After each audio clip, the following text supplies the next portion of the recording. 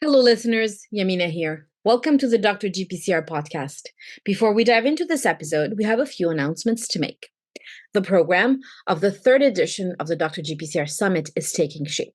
Our confirmed speakers include Drs. Andrew Tobin, Ryan Roth, Rosie DeWalibi, Karen Gregory, Oliver Hartley, Ines Liebscher, Christelle Manet, and many more. This year, the meeting will be held between October 10th and the 16th. The meeting will be virtual to allow you to join us from anywhere in the world.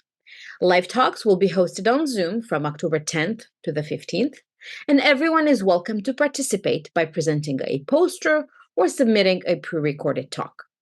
Similarly to last year, we will have presentation prizes for trainees. We're also trying out a few new things as well. We'll have networking and poster sessions on Wonder. We'll also have a full day dedicated to trainees.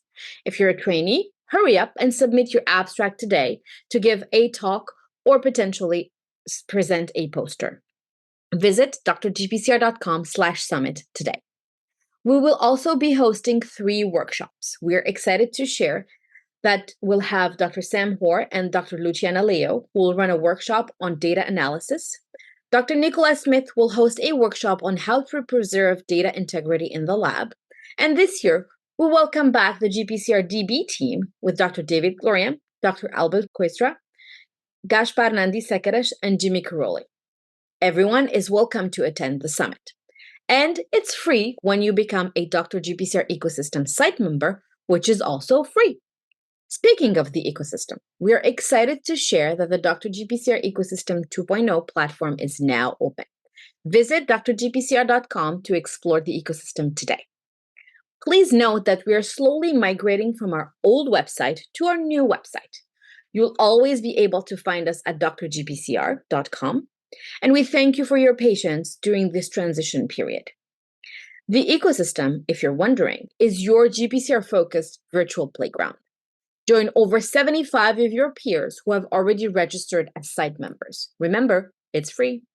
You'll also have the option to select a plan and get access to all things Dr. GPCR and much more. You get access to the new podcast episodes with video before they get released to the general public, our new group discussions and forums, our job board, our learning center, where you'll be able to take a course or even prepare and share a course with your colleagues. And last but not least, you'll be able to discover GPCR companies and much more. Take advantage of everything that the new GPCR dedicated online playground has to offer today by visiting drgpcr.com and becoming a site member. Remember, it's free. Once you are a site member, you can also choose to sign up for an ambassador program, which means that you'll get your own dedicated Dr. GPCR ecosystem link. And every time someone subscribes using your link for a year, you'll get compensated. Last but not least, we're also looking for content creators. Subscribe to the ecosystem and start writing your own GPCR-focused content. Share it and show off your talents. You can always reach us at hello@drgpcr.com or visit drgpcr.com to find out more about all our activities. And now, let's dive into this episode. Hello, everyone. This is Yamina from Dr. GPCR, and this morning, very early on this morning in July, I'm excited to have with me Dr. Bianca Plouffe. Hi, Bianca. How are you? Hello, fine. That's so cool to be on a podcast. That's my first time, so I kind of feel like a superstar. Well, I don't know. I was gonna say you should, but I don't know. I think I feel like I feel humbled to have you and have everyone who's been on the podcast before. And I think everyone who's been on this podcast was their first as well. Yeah, okay. So, and as I had mentioned, we're not going to say who didn't even know what a podcast was. So I think it's us bringing everybody into the 21st century, but also to capture something of, scientific rigor and scientific ingenuity in a different manner. Mm-hmm. So I'm excited to have you here today. Yeah, thank you so much for inviting me. That's a nice experience. Thank you so much for being here. So let's start at the beginning. Would you please give us an introduction of who you are and what do you do? Okay, so who I am, in fact, so I'm first I'm Canadian. I come from a little town between Montreal and Quebec City. So I'm from Trois-Rivières. Mhm. Yeah, so my English is not my first language, but It's not mine either. yeah. It's not mine either.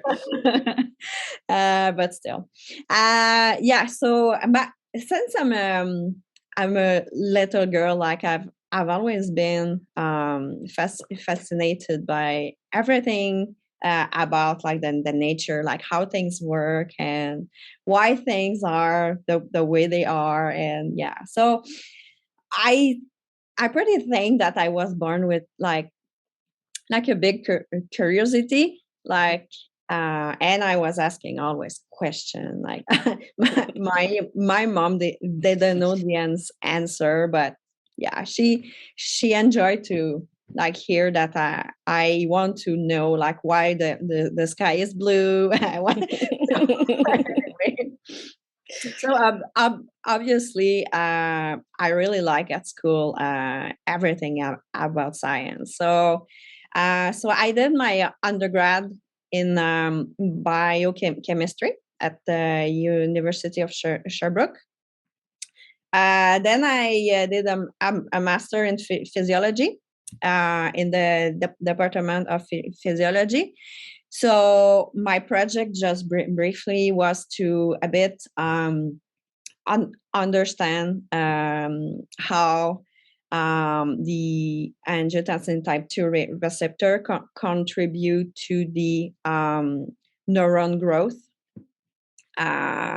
So we knew that it's through activation of ERK pathway, but this receptor alone cannot activate ERK. So we discovered that 82, so angiotensin type 2 receptor, activate TRAC-A, which is in fact NGF receptor. Mhm. So that way we can still we can see elongation of the neurite, which is equivalent of the axon of the cells. So after that, I wanted to be to go a bit more hardcore in neuroscience because I really loved it. So I moved to University of Ottawa to work on dopaminergic D1 and D5 receptors. So my project was in fact to find why dopamine D1 receptor is sensitized by protein kinase C, and why a very similar receptor coupled to the same G protein, GS, so D5, was desensitized by the same protein. So so I worked during 5 years, and I find like some, in fact, phosphorylation residues into the third intracellular loop of the D5 receptor, which is not in the D1 receptor. And then that's during their these 5 years that in fact I learned to speak English more. Yeah. Ottawa, although it's not the best environment because there's this mix of Yeah, French and we find a lot of like Franglish. yes, yes, that Yeah. The number of times that I learned some kids like starting a sentence in English and finishing in French. But still, there's a lot of people there that don't speak French, so you're kind of forced to speak English. And all the courses were in English.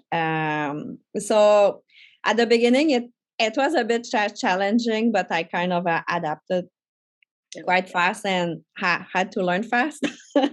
So yeah, but in science, like the words in English and French are similar. So yeah, so this was not too difficult. So after that, I wanted to do a postdoc, and as I love GPCRs, I We can wanted tell. as I love GPCRs, I wanted to go in a lab, which are like specialized in GPCRs, and I wanted to learn new tool to study GPCR signaling. So I asked Michel Bouvier to do a postdoc there. I was quite persistent at that time. He didn't have any like available project funding, and a couple of months ago, I was still asking, and finally, he said, "Yes, I have a project, and I'm looking for a postdoc now." So, oh yeah. I moved them, and I sent some fellowship application, and I got funded. So I was quite lucky because during my postdoc, I had like 2 fellowships. So Wow. it allowed me to stick there 6 years. Yeah. Yeah. This environment was so good. It's like a little family. All the people that are there are like they like what they do, and I think it's because Michel is so Imeg is like is science, is love for the science quite contagious, and it kind of spread in all the teams. So yeah, so that was a good time of my life, I have to say. But after 6 years of postdoc, you start to think to do like you should you should grow up at some point. Yes. So then, so in my postdoc, basically, I had the chance to work on a lot of projects together. Because I learned basically breath assays, how it works and all that. So these tools are so convenient because it's so fast, it's so quick to get the answer. So you transfect the cells the first day, and you do your experiment 2 days after, and you can look like a bunch of things. You can look at dimerization, activation of G protein, where you want in the cells, and by a signaling with different drugs. So it's so polyvalent, this technology. So so I had a chance to work on a lot of project. My first one, my main one, I have to say, so I worked specifically on melatonin type 2 receptor. So the bias signaling, because there are a lot of SNPs in the population for this receptor, and some SNPs are associated to higher chance to develop type 2 diabetes. So we wanted to understand which signaling pathway protects again type 2 diabetes. So this project was in collaboration with the lab of Ralph Jokers in France. So so we characterized like 40 SNPs and found some very, very cool SNPs that you have a selective loss of beta arrestin recruitment, or a selective loss of GI activation over GZ. So then we went more like structural side of the project and try to explain structurally what we found with the SNP. So that was quite cool. And then I had this opportunity. I think I was in my second year of postdoc or third year. So Michel, he had this request from Bob Lefkowitz to work on a project about the possibility that G protein simultaneously with beta arrestin can bind on a receptor. Mm-hmm. At that time, it was like a concept quite weird because we thought that beta arrestin 1 binds at the receptor cord, it desensitizes. So we could not understand why, like, we would be able to see G protein and the beta arrestin we could bind on the receptor. Yep. So that's what quite weird. So so we so he asked me if I want to collaborate with them. So I said yes, obviously. It's an interesting idea. Thinking because sequentially, you think about the events as ligand binds, G protein dissociates, GRK phosphorylates, and then beta arrestin gets recruited. But who knows? Crazy ideas, but they're worth testing. And especially because there are some receptors that have a very high affinity for beta arrestin, like vasopressin type 2 receptors. Mm-hmm. So, and strangely, those receptors, so this one specifically, is able to activate GS in the endosome. So how come we could have the binding of beta arrestin on the receptor, and another side the receptor able to activate G protein? So it was a bit challenging, but then so the concept of megaplex was born. Mm-hmm. In fact, it's due to the fact that these receptor that has a very high affinity for beta arrestin, it's because they have on their CTL, they have a lot of clusters of phosphorylation site. Mm-hmm. So beta arrestin is able to bind just on the CTL and let the receptor core available for G protein coupling. So so that was a bit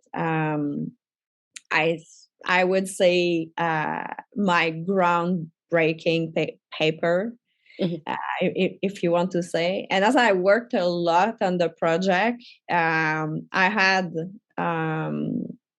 the chance to be co-first author with Alex Thompson from Lefkowitz lab. So it opens me like quite big door. So after that paper, I said, okay, I think it will help me to find a position as an independent researcher. So here we come. I was open to go abroad because all my life I was always quite at the same place, like in the east of Canada. I didn't move so much. I changed university like 3 times. You're like, but it was always at the same like place in Canada. So I said, okay, why not? So I applied, of course, in Canada too. Mm-hmm. There was a lot of positions in United States as well. So United States was not my first choice though, but I said, okay, I have nothing to lose. So every position that I think would be a good match with my expertise, mm-hmm. I applied to. So at the end,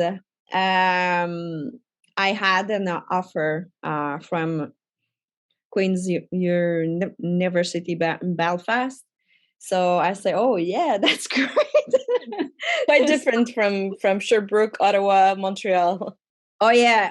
No, the environment is totally different. So I say, okay, why not? So I had the choice to go in another interview, but I said, okay, so I have that, and I think, yeah, I had the chance to go like in the west of Canada, but It's still like Canada. you go if you fly Yeah. to Alberta, yes, if you fly to UK, it's quite the same. Yeah, same amount of time for sure, and it's So a different environment. yes. So I said, okay, so cool. Okay, so I will go there. So I accepted.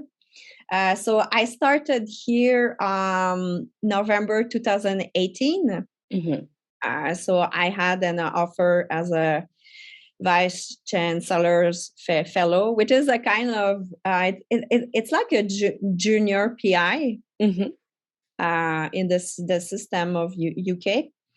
And yeah, there was like okay, so if you pass your probation, you become like lecturer, and then after that you can continue reader, senior like lecturer, reader, professor, blah blah blah.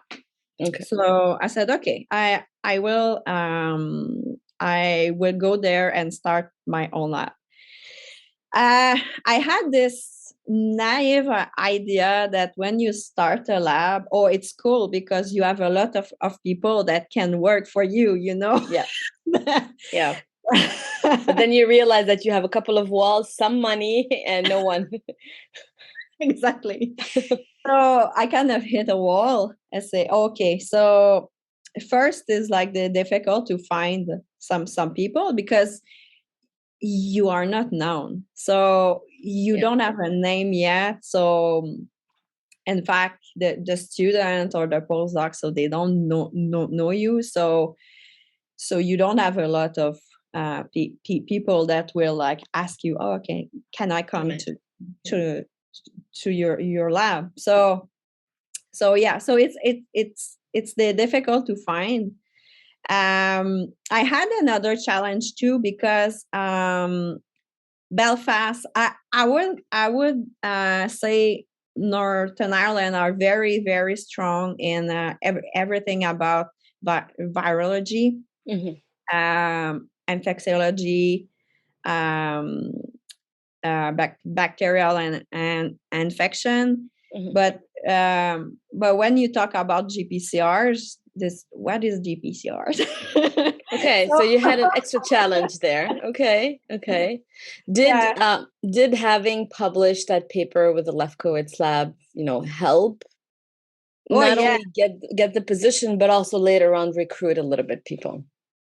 I would say recruit people, no, because the student here they barely know what are GPCR, so they don't know the field in any way.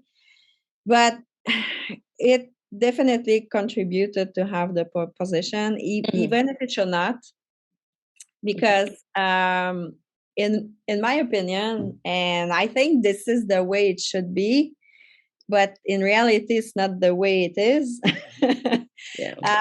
Like it's not if you have a paper in Cell that you are better researcher than someone who has like two GBCs. Yeah. See, it's but between the line. Yeah, I mean, and it's something that Stuart Mosley and I talked about it. How success is measured. And you're right. Having two good GBCs and a Cell, is unfortunately, and you put in the same effort because it's your work. You're passionate about it.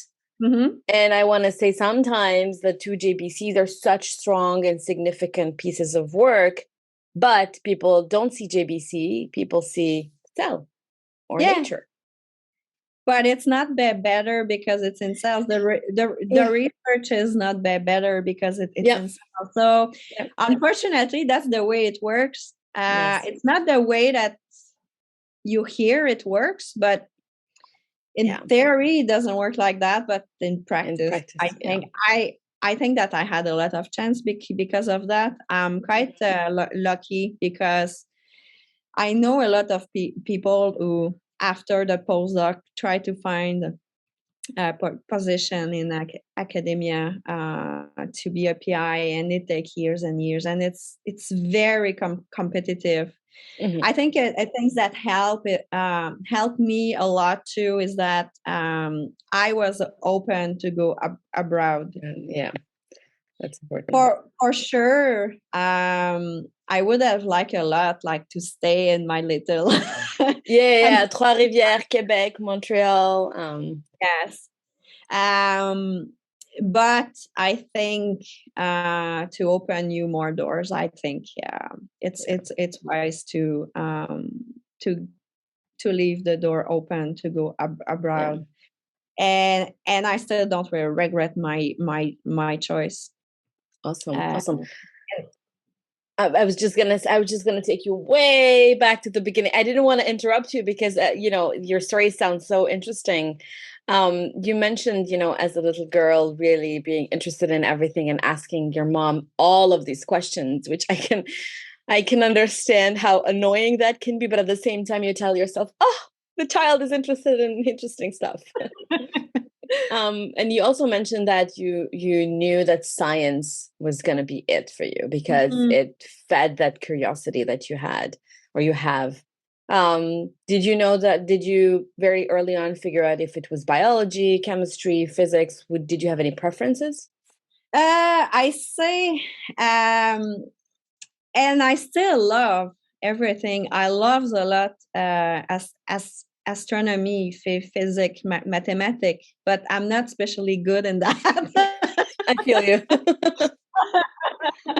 But yeah, I love to watch a lot of the theories about physics, and it's so it's such a weird world. It's just how reality is made, like this reality that we cannot see with our five senses, I love that a lot. I still love a lot, but physics, mathematics were not like my very strong I would say. In this course, I was not like performing as well than in biology. So for me to go in more biochemistry was more natural, because I guess it fits with the way that my brain works. So I don't know.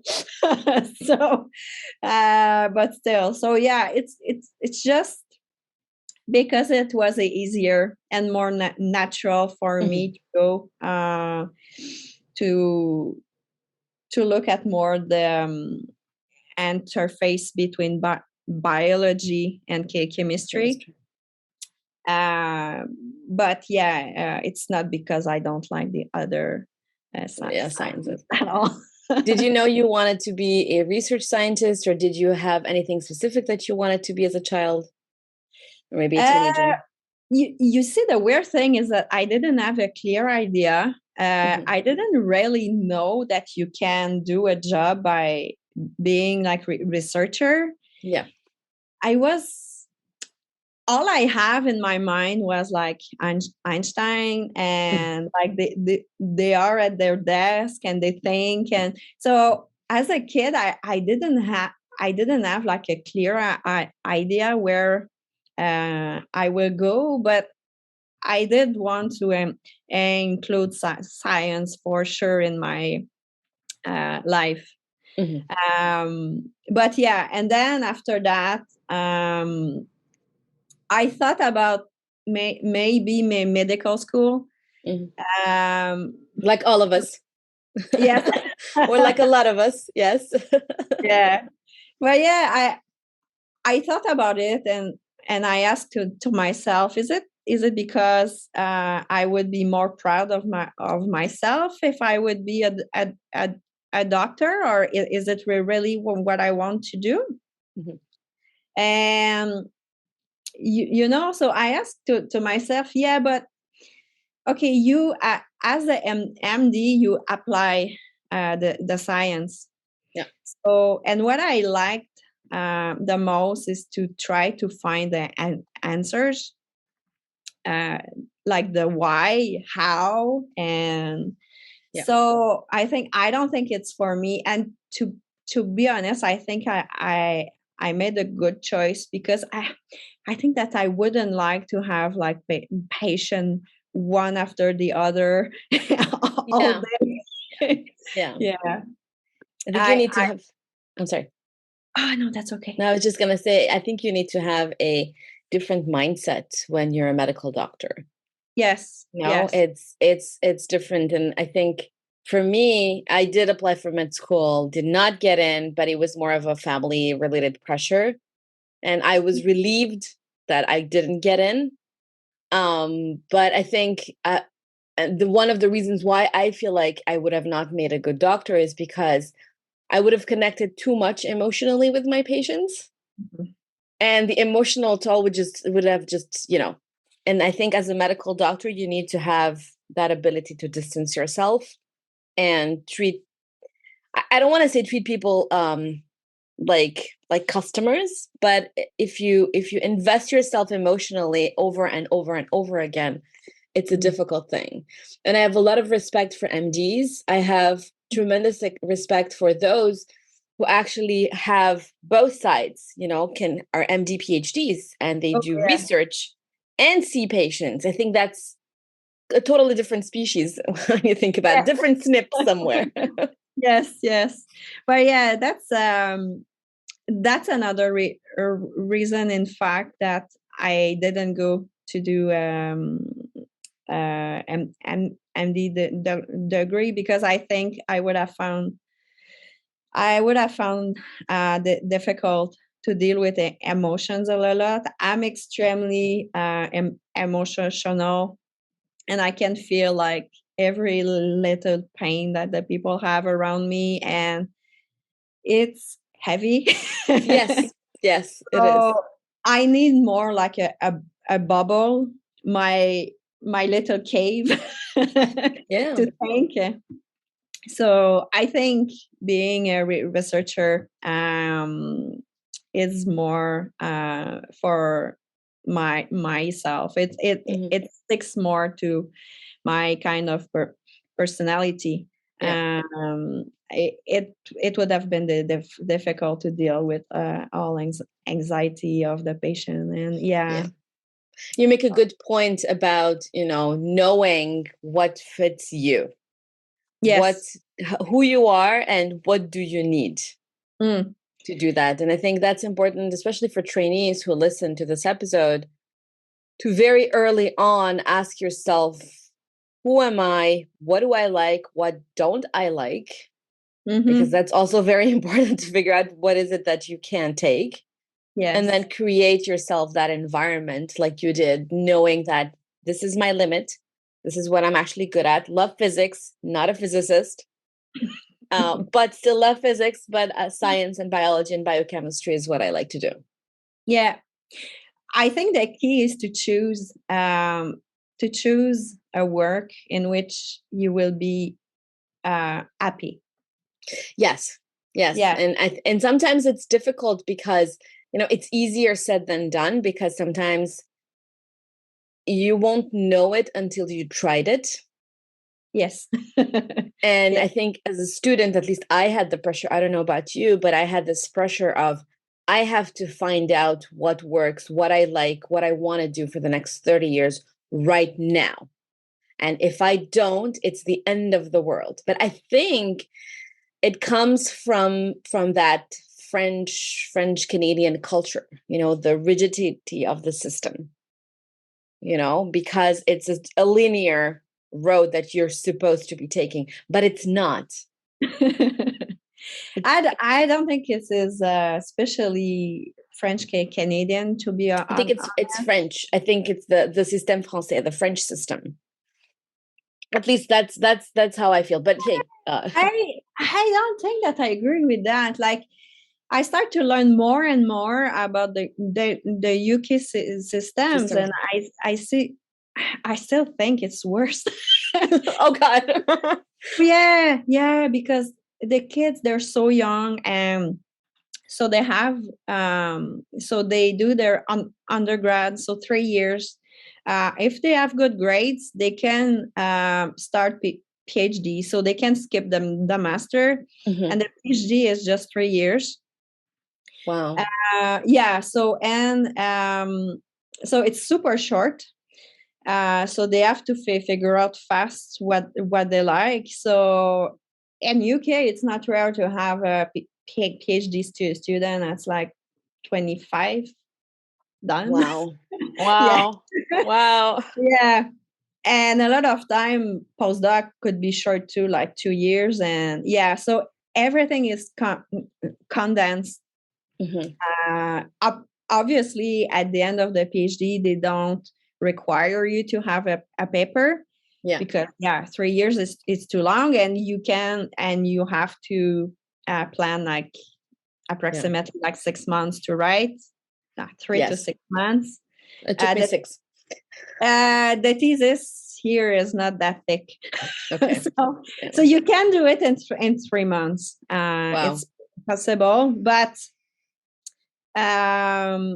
still, you have to, like, in the 2.5 years that you did some experiment, while you don't have a master, and you don't have this type of co-op program in the undergrad. So a lot of students who start the PhD here, they never touch to a pipette.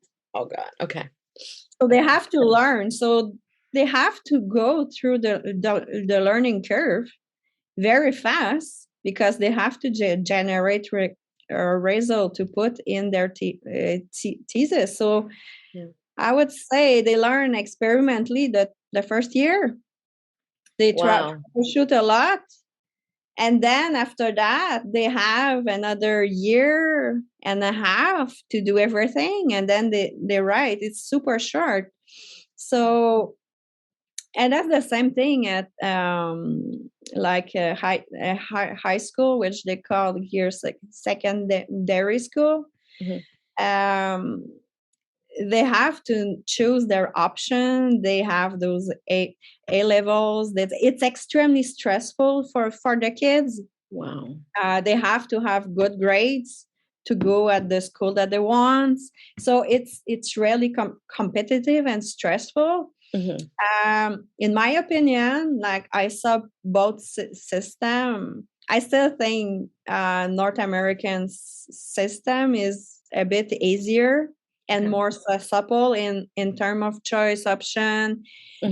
And and because in your graduate school you can have more time. You can spend more than 3 years on a PhD, so you have time to explore.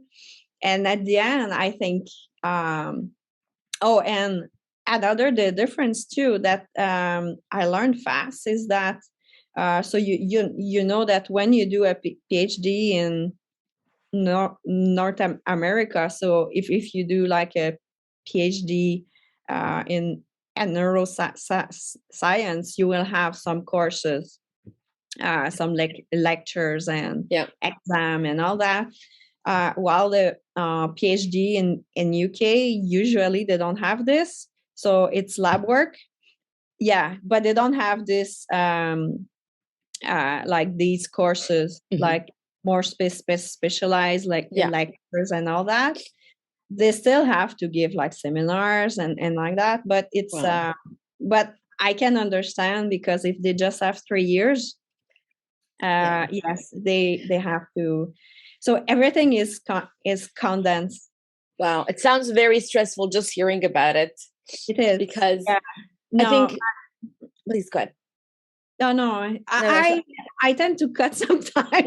no worries. For that, I'm sorry. No, so I was just gonna say, I think, yeah, it sounds very stressful because very quickly, very early on, you need to figure out left or right, ahead or not. And I think at least it took me a while to learn to pipette. And we had the lab course at the University of Montreal during my undergrad. And then you had an opportunity to work in the summer in a lab. And then I did a master's because I wasn't sure if I wanted to do a PhD. And within the master's, there were courses as well.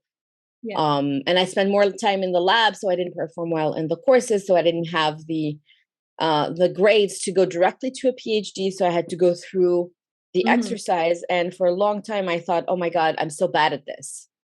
But looking back, having to write the master's thesis and having to go through those steps really prepared me for the PhD.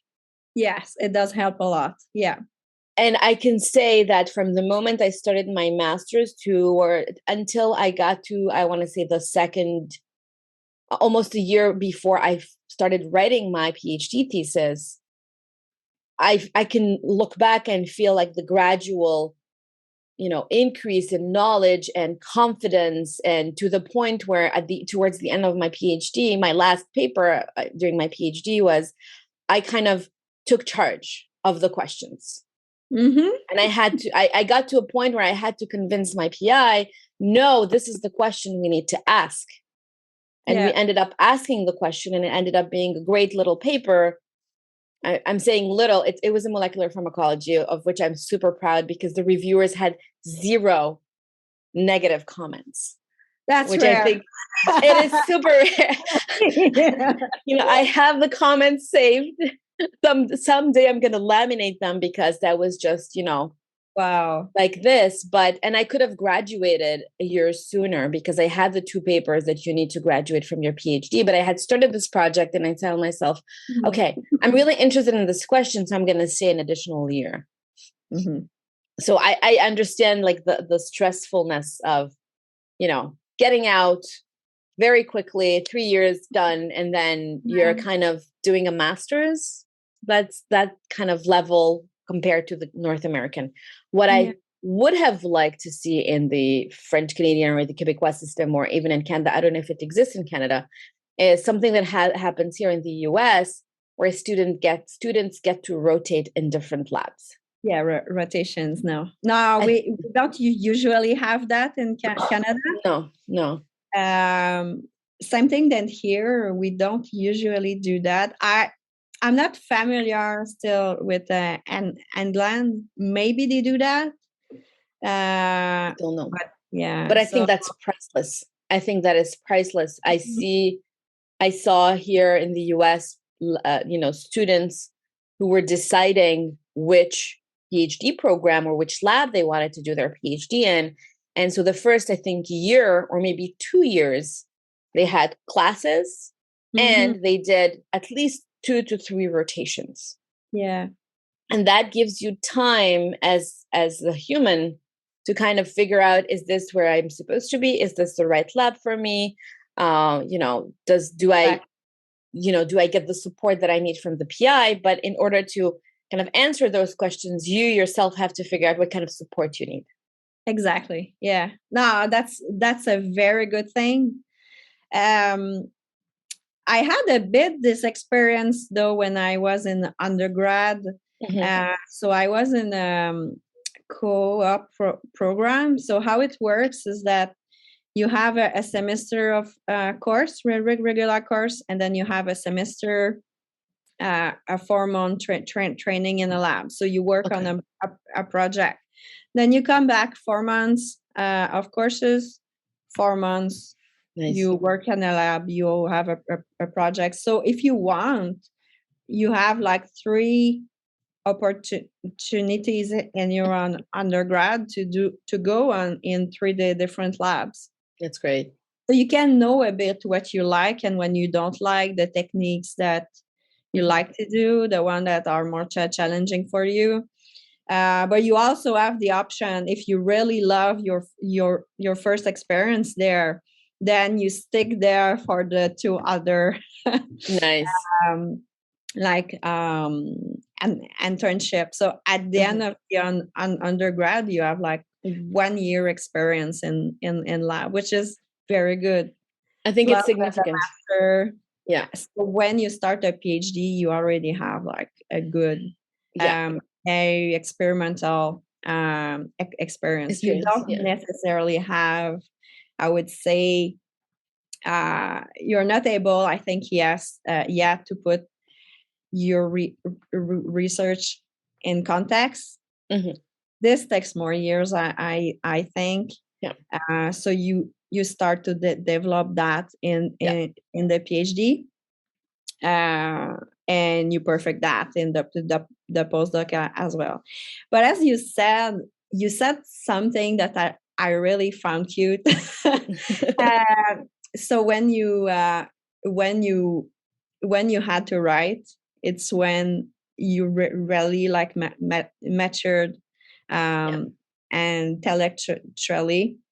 You mastered more your project.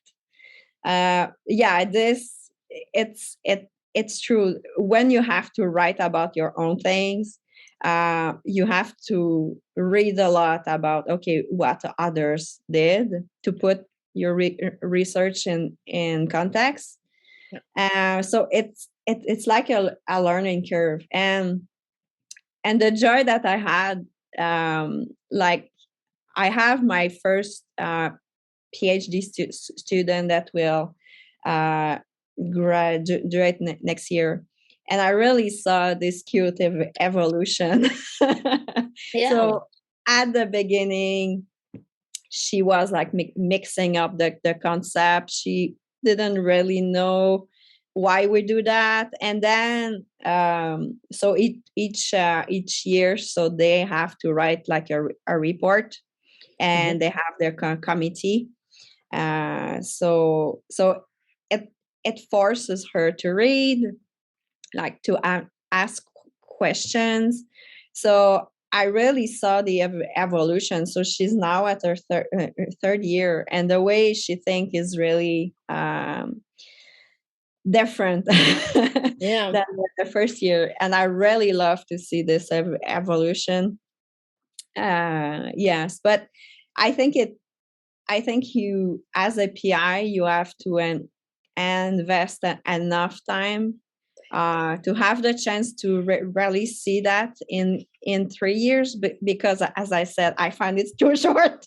It's very short with that limited amount of research experience. If you had to go through a master's, which is 2 or 3 years, and then you could do 3 rotations like in your co-op program, then the 3 years PhD is not, it's still short. Let's agree on that. For all of us who did 5+ years, because you need to mature. You need to mature as a human. You need to mature as a scientist. And it's not only on you sometimes. Sometimes it's how lucky you are with your project, how much attention you get from your boss. Because if there's 20 of you, you get less attention than if there were just 2 of you. Exactly. Yes. I think, I think that PI has a very big responsibility in that. So, and especially here, because it's so short, so you cannot let your student troubleshoot for 6 months alone. So as there's not a lot of time, so you have to be a bit more close to the work that is done, and through the troubleshooting, you kind of teach how to think, how to doubt about facts that you take as good. So it's not because you see a paper and the people did that and they got the result that it's necessarily applicable in all the contexts.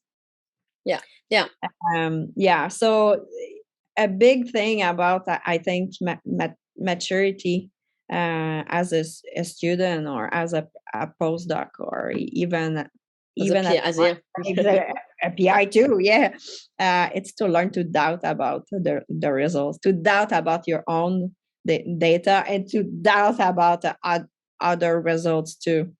Yeah. Because like me, that unfortunately, I think there's a lot of artifacts that are published. A lot of time, it's not that okay. The PI want to cheat to show a result. It's because they did not saw like the raw data, or they missed a detail from the student. The student didn't do it the right way, and they got the results. Or so I think we should not take everything that is published as granted. I think the more trust you can put is more in the meta and analysis. So that like regroup like a lot of studies who look at the same thing. So if you have a lot of researcher that come up with the same conclusion, then you can trust. But when you start as a young student, you think that okay, everything is true, especially if it's been published in a high impact journal, but it's not true. And I think it goes back to maturity. It goes back to also giving yourself time and your PI to show you. Because, for example, I remember, I don't know if it was master's or PhD, but I remember that we had classes where you were given any paper and you had to take it apart. Yes, that was difficult. I think so too. It was very difficult. And I think, or you had to pick a paper and then you had to take it apart. And when I say take it apart, it's not necessarily, critique it in a negative manner, but really being as objective as possible and look at every piece of data and say, okay, so this is the data. This is what they've done based on what they reported. And these are the controls that they use, and ask the question, are these the right controls? Are these enough controls? Have they done another experiment to confirm this one with another technique? You mentioned doing Brett assays in Michel's lab, when this whole revolution of Brett came up and people were looking at hetero or homodimers. The control experiment was IP. We don't do it anymore, not as often at least, but that's important. And I think in my mind, one other important piece of information is also the fact that, and it's one of my frustrations, you cannot capture everything that has been done in a paper. Sometimes the students does something they don't even realize, or sometimes, the postdoc does it and there's no space to put it down. And I'm exaggerating, but the stars have to be aligned at this angle in order for this to work. And as you mentioned, it's not about cheating or not about, falsifying data. It's just, you cannot capture it. And sometimes it's difficult because then you read it and you're like, what did you do? And you repeat it and it's not working. And then you call them up and they say, well, actually. Yeah, exactly. And then you're like, oh, okay. It would have been nice to know this. Why didn't you put it in there? Oh, because we had a word limit and we had to cut it out. Yes, exactly. Or they cite a paper. So we have done what was done. They cite a paper, and in the paper they cite another paper, and the paper cite another paper. It's endless. And at the end, each time you have a little bit thing that change. So our original paper at the end is not really what you did. Exactly. Want to do. See? Yeah. That's one of my frustrations, is going like 10 papers back and being like, who thought about citing? And sometimes they make a mistake. I had my paper cited in another one, and I was like, no, you cited the wrong paper. This is not it. We didn't even do that. We didn't even work on this GPCR. Where does that even come from? But it could be someone that cited your paper, but the reference was not correct. So someone read the paper and see that they cite you, so they cite you. So yes.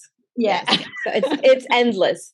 But okay, I know we're almost at the top of the hour, but I wanted also to ask. So you mentioned, being at the University of Sherbrooke and very early on working in neuroscience on the AT2 receptor. When did you first hear about GPCRs? And before you answer that, I just want to mention that I think of you and all of us who grew up kind of in the GPCR field as these people who started very early on in undergrad and then heard a class and then they wanted to do work sometime in that lab, and then you just get hooked and that's it. It's like this generation of GPCR people. Yeah. I would say is during my undergrad, so we have some classes. I think it was endocrinology classes, and where we learn about like the systems, the different systems, and most of them and involve GPCRs. And I look at that, and I say, wow, that's cool. Those little machines, Yeah.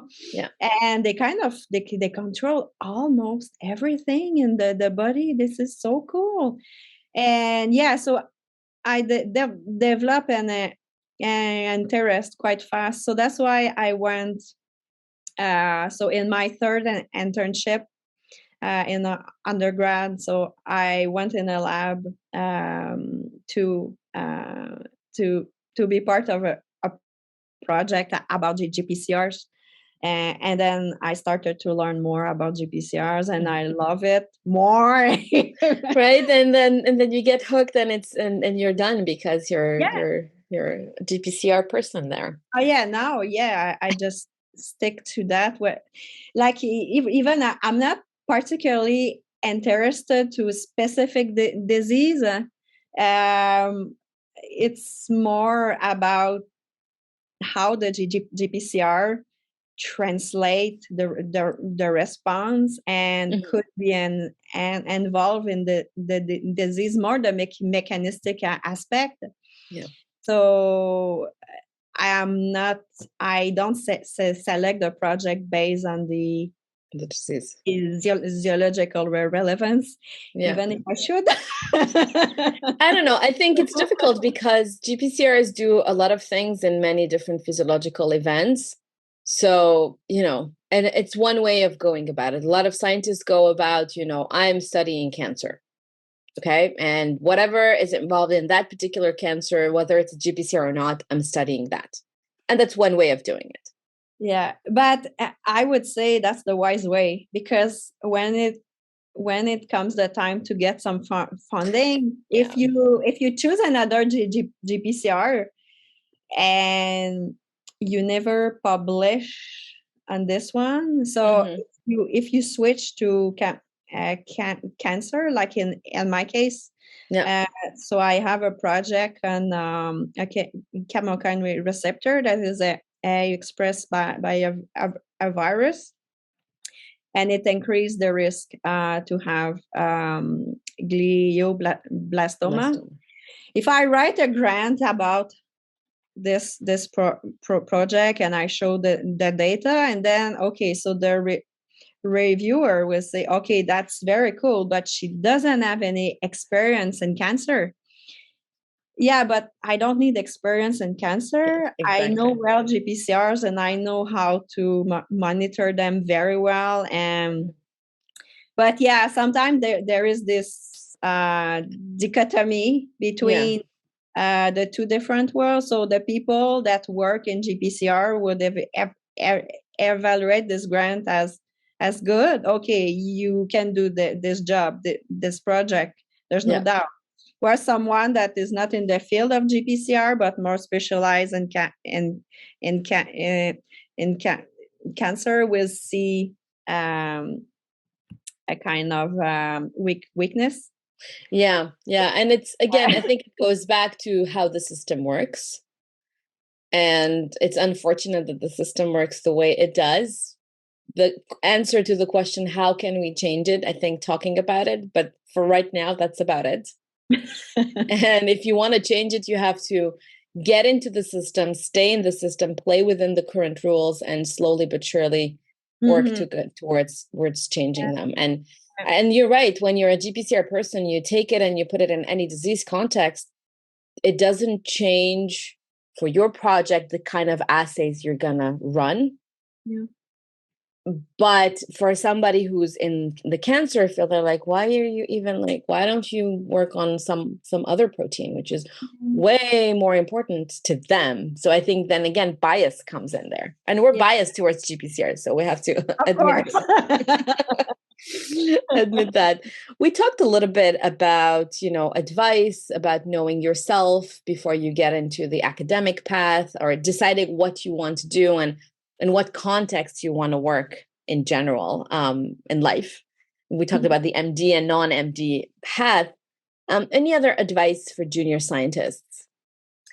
I would say really choose, but okay, depending if you want to be a PI or not. But if you want to be a PI, choose your lab where you do your postdoc extremely well, because this will give you the ticket to go. Yeah, like the papers, because you sell you as the paper that you have when you want to apply for a position. You have to show what you did, see, and that is through the papers. So you have to choose a lab where like the researcher publish in relatively good journal. I don't mean like Cell, Nature and Science, but like journal that are still like respected. You have to be in an environment where you know that you will have help if you need to. Not necessarily from the PI, but you have a group of people like postdoc that are more senior that can help you, guide you, so that you can have a lot of support. That you could have the opportunity to work more on more than one project. It does help to have more papers as well, and you really have to love the environment, like the group, because you will spend a lot of time with them. So and there's a bonus thing if you can have a PI for your postdoc that is a very, very good researcher that like can teach you how to be a good PI. I think it helps a lot. Like I've learned so many things from Michel Bouvier, like crazy things, like how to do things well when you are a PI, like how to deal with the people in your group. And the bar is super high. I know that a lot of things I do are wrong, and I see it now, and I say, oh no, Michel was like that, and it worked well. So I would try to be a bit like that, and it works well. So kind of have a model. I think that's important, having that role model, and it's fun. Well, I think you know this, and you and I did not overlap. I think we've talked about this. We almost overlapped, and while you were kind of talking about the receptors you've been working on, I had this image come in. I think I've been at least at one of your posters, or even both the melatonin project and the vasopressin V2R project at a GPCR retreat, and I can see myself like looking across the room and being like, oh, that's the poster I want to stop at. But there were so many people all the time at your posters. And it's such a small world still. So top 3 aha moments as a scientist. It can be anything. Aha moments, yes, where you're like, I am in the right field. Wow, I didn't think this would work, but it did. Or anything that you feel like changed your trajectory. I mean, you just mentioned having a role model like Michel that shaped who you are as a PI today. My God. I know it's a tough one. I had the opportunities to supervise a lot of students when I was in Michel's lab, and I really enjoyed it a lot. So that was another thing that gives me the hint that, oh, maybe I will love to be PI. Just I was like a little mom with them, see. And I think that I'm still like that. I'm very exigent. I put the bar up, but again, it's not because my standards are high that I'm not taking care of them and like nurturing them. See, Tough so love, which is good. tough love, exactly this. Exactly. I'm here. I support you, but you have to pull your weight. Yes. And I think that's important that you know this, and then you set this as an expectation for your students from the get-go. Yes. Because then there is no surprises. Yeah, but at the end, it's good for them too, because they will grow much more. Yes. Yes, and yes. they will see like how much they are good compared to others. Exactly. And it's funny because it goes back, and I like the fact that you said like a mom, because it goes back to parenting. You cannot do everything for your kids. No, you have to let them fall and hurt themselves. Even if you would like to. I know, but it's I think as a mom, it's such a difficult thing to do, to see that he or she is going to fall. You already evaluated that it's not a big deal, that it's not going to be a life-threatening thing, so you just let it happen. But and you're there to console. They could surprise you. Yes, and they will. And I think you have to take it anyway. Yes, but there is something that you need to let go sometime, and it's the same thing with PhD students and master students, which I found it difficult.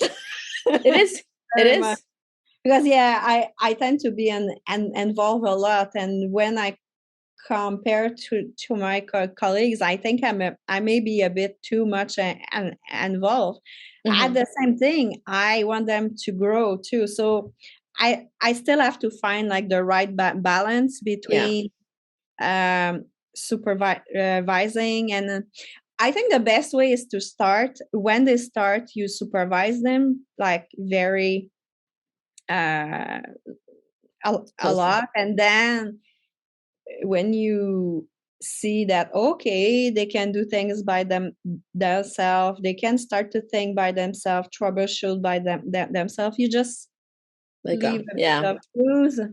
And especially with 3 years, because the other way around is also very educative, very more difficult. Just tell them this is it. True. Do your thing. And I think they would learn, depending on the person, or at least that's what happened to me in my postdoc. I learned on my own. I kind of did what I needed to do, and I was never told this is a project or whatever. You're here, you have your own funding, do your thing. And it's tough love. It's freedom, but it's a lot of responsibility too. On yourself. But I think I would prefer the other way around, a little bit more hand holding in the beginning, especially that you don't have enough time. You have 3 years. 3 years is nothing. I know, it's super short. Yes. So I think that that's important. Yes.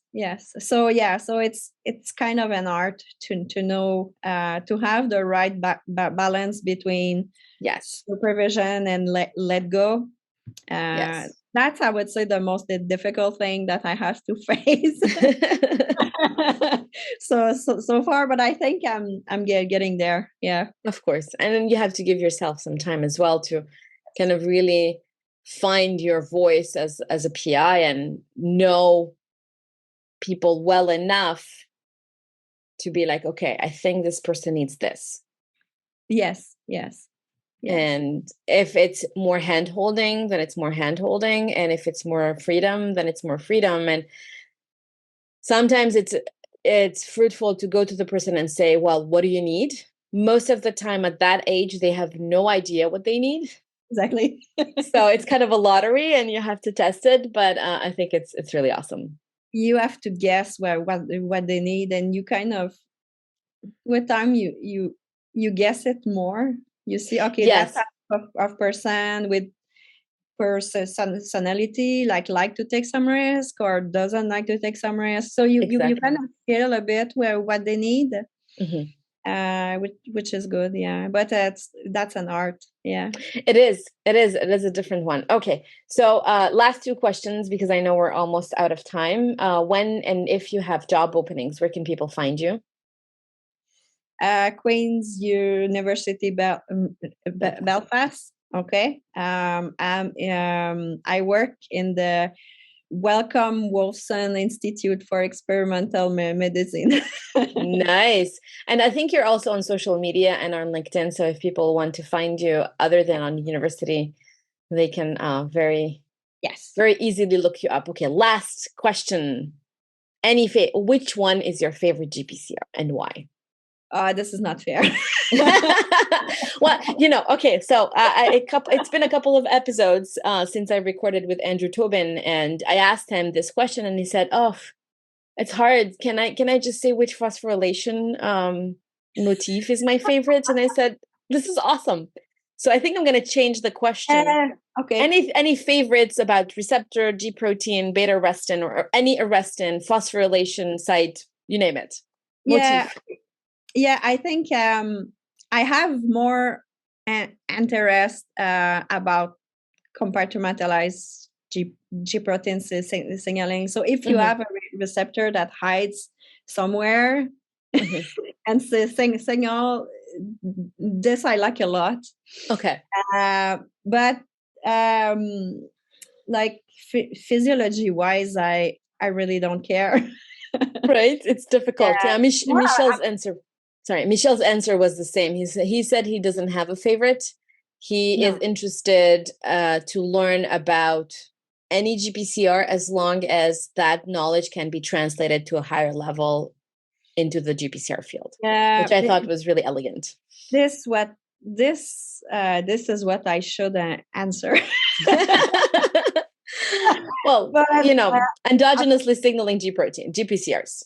I think that's also, and this is the first. I think you're the first one who says that. So I think I'm gonna note that into my question next time. I'll add that to the phosphorylation site. Yes. Awesome. Thank you so much, Bianca. I really enjoyed talking to you. I'll take care and I'll see you soon. Okay. Bye-bye. Thanks. Bye. Thank you for joining us and listening to this Dr. GPCR podcast episode. I'd like to thank our team members, Attila Forrest, Ines Pinero, and our newest Dr. GPCR proteges, Montserrat Avila Zozoya, and Nipuna Wirusingo. Welcome to the team, Monse and Nipuna. Please subscribe to the Dr. GPCR newsletter, find us on YouTube, and if you like our podcast, leave us a 5-star review on Apple Podcast. You can also leave us a testimonial at drgpcr.com/testimonials. Another great way to support us is to share your favorite Dr. GPCR program with your network and colleagues. Email us with any questions or suggestions at hello@drgpcr.com. And please become a site member today at drgpcr.com. And until next time, stay safe.